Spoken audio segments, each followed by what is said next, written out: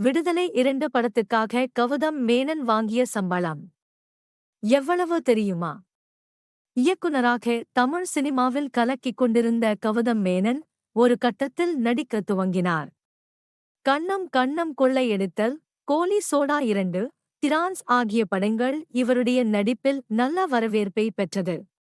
இதனைத் தொடர்ந்து இயக்குனர் வெற்றிமாறன் இயக்கத்தில் இவர் நடித்த திரைப்படம் விடுதலை முதல் பாகம். இப்படத்தில் இவருக்கு அதிக ஸ்கோப் இருந்தது. ஆனால் 2ஆம் பாகத்தில் சற்று குறைவான காட்சிகளில் மட்டுமே தோன்றியிருந்தார். கடந்த 20ஆம் தேதி வெளிவந்த விடுதலை 2ஆம் பாகம் திரைப்படம் மக்களிடையே நல்ல வரவேற்பை பெற்றுள்ளது. சில விமர்சனங்கள் படத்தின் மீது வைக்கப்பட்டாலும் 2 நாட்களில் உலகளவில் ரூபாய் 22 கோடிக்கும் மேல் வசூல் செய்துள்ளது. இந்த நிலையில் விடுதலை 2 படத்தில் நடிப்பதற்காக கௌதம் மேனன் வாங்கிய சம்பளம் குறித்து தகவல் வெளியாகியுள்ளது.